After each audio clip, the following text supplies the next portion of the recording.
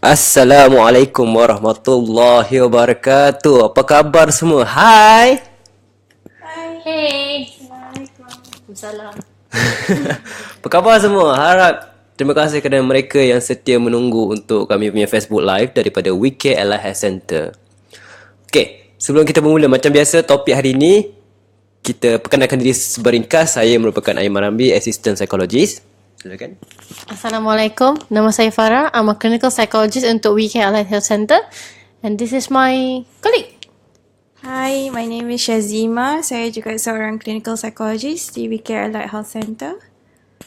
And today's topic is berkenaan dengan skizofrenia juga. Sambungan daripada last week kan, Aiman? Betul. So, okay, what are we talking about this time? Okey, sekadar ringkas kepada mereka yang tak join pada minggu lepas. Schizophrenia basically adalah gabungan pada dua perkataan, iaitu schizo, split, dan phrenia, mind. Jadi schizophrenia ni selalu dikaitkan dengan ada halusinasi, delusi, macam-macam lagi lah kita dah cerita minggu lepas. Cuma sekadar ringkas, siapa yang nak tahu schizophrenia dengan berlanjut boleh tonton Facebook live kami yang sebelum ni, atau mana yang anda pernah tengok filem A Beautiful Mind. Itu adalah contoh condition real life schizophrenia. Okey, tanpa melengahkan dengan lebih lanjut, kita kembali kepada suri pentas soalan kita kepada psikologis klinikal kita hari ini. Apa contoh Rawatan dulu. Okey, rawatan dulu. Apa contoh rawatan yang ada untuk penghidap skizofrenia? Silakan. Okay, Assalamualaikum. So basically, kalau untuk rawatan skizofrenia, nombor satu sekali kita kena ada medication lah. So boleh dapatkan medication daripada pakar psikiatri. Tapi sebelum minta aja medication tu, kita perlu buat penilaian lah, sebab kita nak tahu sama ada betul-betul skizofrenia ataupun masalah lain. Okay? Sebab kadang-kadang kalau salah makan ubat pun boleh, ataupun ada penyalahgunaan dadah pun boleh nampak macam simptom skizofrenia lah. So terlepas jumpa psikiatrist tu dah dapat diagnosis of schizophrenia, yang first line of defense atau langkah pertama yang perlu untuk intervensi adalah nak makan ubat lah. So kita nak kurangkan atau hapuskan simptom antipsychotic, psychotic macam delusion, hallucination tersebut. Kita nak kurangkan macam nampak benda ke, dengar benda ke, atau ada delusi tu kita kena kurangkan dengan medication. So medication secara kasarnya ada terbahagi kepada dua jenis. First generation and second generation. So first generation tu yang of course yang mula-mula ubat yang dibuat oleh pharmaceutical lah. Lepas tu diorang dapati maybe for some people, untuk beberapa segelintir golongan dia tak berapa berkesan, dan mungkin dia punya side effect mungkin banyak juga. So dia tukar kepada second generation punya ubat antipsychotics. Yang tu ada untuk setengah orang dia lebih efektif, dia kurang side effects, tapi it depends on the person lah. So mungkin dalam beberapa bulan pertama untuk makan ubat macam ni memang ada trial and error to see whether it works for you or not lah. So semua orang cakap, oh nak makan ubat takut side effects lah, nanti macam ni macam tu. Actually apa side effects yang akan terlibat dalam medication seperti ni adalah number satu, they call this the pyramidal effect. So basically this kind of side effects adalah lebih kepada otot, ketegangan otot atau pergerakan. Basically mungkin ada macam tu, ada twitches lah, macam tu, something like that lah. Otot keras ke, masalah otot ke, ada tremors. Kadang-kadang kalau teruk sangat boleh dapat sawan.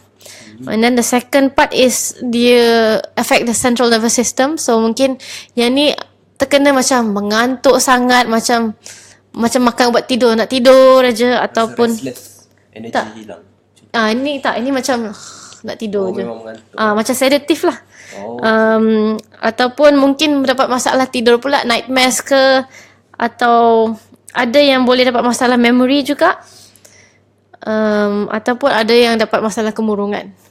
So kalau to the cardiovascular system, some people dia akan dapat macam degupan jantung yang lebih kuat ke, macam rasa nak sakit jantung ke. So but apparently that's a little bit rare, tapi ada berlaku jugalah. Lepas tu boleh kena sembelit ke, sakit perut ke, naik berat badan, turun berat badan, cramps ataupun masalah kesuburan, masalah seksual ataupun tekak kering, mata rabun, ataupun merasa kesejukan saja. So these are some of the symptoms lah yang dikaitkan dengan ubat-ubat seperti macam ni. So ada kadang-kadang orang yang cakap tak payahlah pakai ubat. Tapi for schizophrenia it's very important. Dialah langkah pertama yang paling penting kita perlu buat. Okay?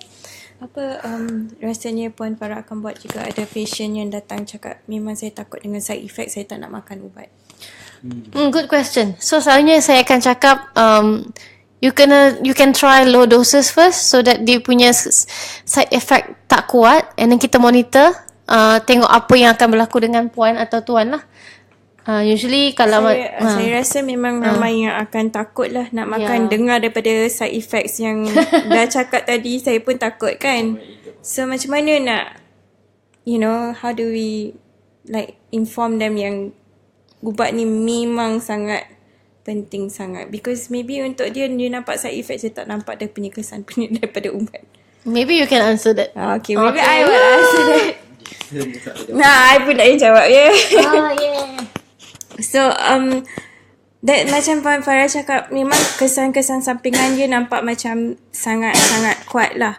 Tapi apa yang kita kena fikir adalah mungkin kesan not all of the side effects akan berlaku kat satu individu, bukan semua. You will have like a few of it, kan? It's not all of it, sebab setiap individu punya biology is different. So bila dia makan ubat, it will have certain types of side effects. Orang lain pula ada side effects yang lain. Sometimes dia punya level pun sikit ke banyak level dia sikit ke banyak ke. Tapi apa yang patient perlu tahu adalah bila you rasa side effects dia terlalu teruk ke, ada masalah ke, I think what you can do adalah bercakap dengan doktor yang ada side effects ni, and bincang dengan doktor tentang side effects dia dan bagaimana dia boleh overcome dia punya side effects, kan Farah? So dari segi dosage, combination of ubat ataupun yang tadi tu lah, ada first generation and second generation, depends on which type yang sesuai untuk badan seseorang lah. So walaupun dah dengar banyak side effects, I think kita kena fikir yang ubat is gonna help in general. Kan? Memang semua ubat ada side effect, tapi kalau kombinasi dia sesuai, kurang lah. Kalau kurang atau tak ada pun boleh juga kadang-kadang. So it depends, kan? Satu lagi, kalau dah rasa ada side effect ke, tolong jangan berhenti sendiri. Okay? Kena Itu important juga lah, sangat penting. Jangan saya cakap sakit badan, terus stop. Atau sakit dada, terus stop. Ask your doctor first. Okay? Sebab nanti takut nanti dapat withdrawal symptom. Withdrawal symptom tu macam berlaku bila kita makan sesuatu ubat, tiba-tiba kita stop macam tu saja, mungkin efek dia lebih sakit lah. Seperti mungkin migraine yang sangat kuat, berpeluh-peluh, nak muntah, menggeletar. Dia macam menggigil macam tu, so lagi sengsara. So tunggu dulu, tanya your doktor. Kalau perlu stop ubat tu, dia tahulah macam mana cara yang sesuai untuk stop. So mereka lah yang pakar yang kena tentukan ubat mana, bila you nak stop, bila apa yang you kena ambil, dosage yang you kena ambil. Mereka yang akan bagi tahu. So jangan sesuka hati nak stop bahaya. Stop. Ataupun nak kurangkan dos ke macam tu. Tak boleh bahaya. Okay. Cuma untuk urusan ni, sekadar untuk make sure pada penonton yang tak tahu beza ni kan, maksudnya semua urusan-urusan perubatan ni bukan melalui klinikal psikologis kan, tapi melalui pakar psikiatris. Okay. Tapi untuk pihak-pihak yang rasa mungkin dia sukar untuk check dia punya side effect symptoms, you can ask us for help lah. We can help monitor untuk for you. Yes. So lepas tu clinical psychologist pula boleh bantu dari segi macam management yang lain. Tapi saya rasa kita dah cakap dalam the other slide kan. Hari ni untuk medication saja dengan stigma. So kalau nak tahu boleh check out the first video tentang schizophrenia. So sekarang nak cakap pasal stigma. Okay, apakah stigma yang selalu dihadapi oleh pesakit yang ada schizophrenia? Selalunya mereka dianggap gila, dan ini adalah sangat, I think in almost all countries lah, akan dipanggil gila. Kenapa dia tengok, sebab apa, dia ada halusinasi dan delusi. Saya dah explain tentang apa halusinasi dan delusi kat video sebelum ni, so please check. Apa lagi stigma? Mungkin dia perlu dibawa berjumpa dengan bomoh sebab dia boleh lihat benda, dia boleh dengar suara, Kena rasuk hantu. mungkin dia kena rasuk hantu. Dan disebabkan ramai yang masih tidak kenal akan penyakit skizofrenia ni, mereka rasa mungkin pesakit yang mengalami simptom-simptom macam ni kena dirasuk ataupun memang gila lah. Kenapa dia boleh dengar suara, kenapa dia nampak macam dia bercakap sendiri, macam-macam tu lah. So bila masyarakat tak kenal apa tu skizofrenia, memanglah semua orang rasa takut kan. Bila kita tak kenal, mungkin kami akan rasa takut, mungkin takut dengan individu yang ada masalah skizofrenia, dan mungkin tak akan sisihkan dia ataupun akan persendakan dia. Dan inilah antara sebabnya kami pun nak buat video kesedaran ni, supaya ramai lagi yang akan tahu apa itu skizofrenia, dan jangan takut terhadap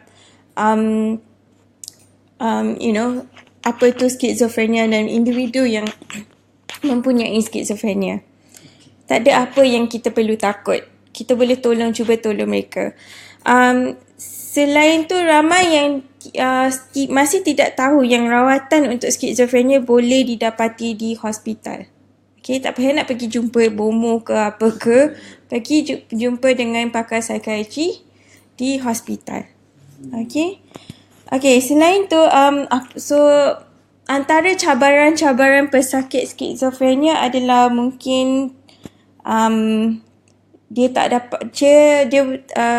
tidak dapat lesen memandu, dia tak dapat kerja yang sesuai, susah nak dapat kerja. Mungkin dia tidak tahu kerja yang mana yang sesuai untuk dia sebab dia ada banyak simptom. Okay? Kira tak layak untuk apply. Yelah, kira tidak layak. So mungkin dia ada masalah social skills jugalah. Dia tak tahu macam mana nak bergaul dengan orang lain juga. Sebab dia ada banyak simptom yang mengganggu dia punya social skills. So dia memang susah untuk berkomunikasi dengan orang. Selain tu, dia dipersendakan oleh orang ramai. Probably. Yes. Ini yang paling sedih lah. I think instead of just accepting, kita nak terima dia punya diagnosis dan tolong dia, kita pula ada pula yang nak mempersendakan dia punya simptom-simptom di mana dia bercakap seorang diri ke, ataupun dia dia ada masalah-masalah lain lah. So I think sebagai masyarakat, apa yang kita perlu buat untuk mereka adalah pastikan yang kita instead of kita nak mempersendakan dia, kita cuba cari faham apa tu skizofrenia, dan bila dah dapat tahu simptom-simptom dia, cuba tolong dia. Dan mungkin bila dah tahu, mungkin kita akan faham dan tak takut dengan apa yang sedang berlaku dengan mereka. And what else? Ini untuk keluarga lah. Jika ada antara keluarga yang ada masalah skizofrenia ni, I think apa yang kita perlu faham adalah jangan takut, dan kita kena faham yang it's like a medical condition. Dia boleh dirawat, okay, boleh ditolong, dan we should pastikan kita punya family member tu dia ambil ubat, dia ada rutin harian, tolong dia dalam dia punya daily task. Ataupun kalau dia susah nak cari kerja, kita cuba cari kerja yang dia boleh buat supaya dia tak rasa disisihkan dan ditinggalkan macam tu sahaja. Yeah. Bagi sokongan. And anything else you want to add, Farah? Saya rasa seperti biasa daripada saya adalah kalau kita tak tahu apa nak buat, rujuk dengan pakar lah, daripada nak tak tahu takut pandai-pandai, tanya pakar. Tak ada salah nak tanya pakar. Tolong dan bantu ahli keluarga dan masyarakat kita lah, sebab kita lah bersamalah, work together because we care kan. Sebab kita kan kena anggap benda ni sebagai penyakit lah. Itu penyakit. Dan penyakit ni perlu sama-sama kita bantu lah. Seperti mana bila kita ada ahli keluarga yang ada sakit jantung, ada sakit paru-paru, ada kanser. So benda yang sama juga bila melibatkan kecelakaan mental, kita perlu bersama-sama memberi sokongan untuk sembuh. Kalau kita lihat dia sebagai kondisi, as just a medical condition, memang kita akan suruh orang tu, kalau dia ada diabetes, kita akan suruh dia ambil ubat kan, makan ubat tiap-tiap hari. So I think seperti tu, kalau kita lihat skizofrenia macam tu juga, kami akan suruh your family member, jangan lupa makan ubat. So that's, kalau kita terima dia punya diagnosis macam tu, lagi senang untuk keluarga dan juga individu tersebut, untuk hadapi situasi-situasi yang akan datang. Itulah, so family dan social support is very important lah. Cuba fikirkan kalau kita berada di situasi orang tersebut, kita na'udzubillah min zalik ada skizofrenia, tapi semua orang tak tolong kita, semua orang tinggal kita lari, bagaimana perasaan kita? Okay? Ada soalan tak? Setakat ni soalan. Mungkin one soalan? Okay, kita ada. Okay, setakat ni tak ada soalan, tapi saya nak lontarkan soalan. Okay, one soalan before we're done. Okay, satu soalan. Skizofrenia ni selalu dikaitkan dengan perbuatan yang kita panggil macam gila tu kan, yang nampak benda yang tak nampak lah, semua dianggap sebagai benda yang di luar pada kebiasaan.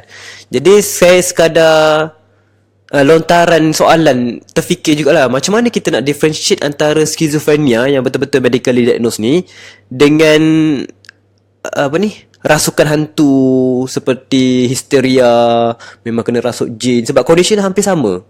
Dia nampak benda yang tak nampak, orang lain tak nampak, lepas tu dia ada menjerit semua. So macam mana kita nak differentiate antara schizophrenia which is medically perspective dengan spiritually perspective punya keadaan dirasuk, histeria dan sebagainya, sebab sangat sama. Kalau pada pendapat saya, sometimes it's very hard to find out which is which lah. Tapi kalau kita pergi balik kepada schizophrenia punya symptoms, number satu, dia ada hallucination atau delusion, and then dia diikuti dengan some speech problems, and then also movement problems, and then cognitive problems. So macam mana kami nak bezakan usually adalah, kami tak nafikan yang mungkin ada masalah, ada individu yang ada masalah dirasuk ke ataupun benda halus, nampak benda halus. The difference is kalau seseorang tu ada schizophrenia, dia akan ada a whole list of symptoms. Dia banyak simptom, bukan yang just nampak benda sahaja. Dia akan ada simptom-simptom lain yang akan sokong diagnosis schizophrenia. Disebabkan itu adalah penting untuk kami pergi berjumpa dengan pakar psikiatri juga kalau ada masalah seperti ini. I think ramai yang bila dia cakap dia dah nampak benda, dia boleh nampak ada benda tengah bercakap dengan dia, ataupun ada benda yang tengah tengok dia ke, ataupun dia dengar suara ke. The first thing yang dia ingat adalah mungkin dia kena rasuk, ataupun orang lain akan cakap dia kena rasuk.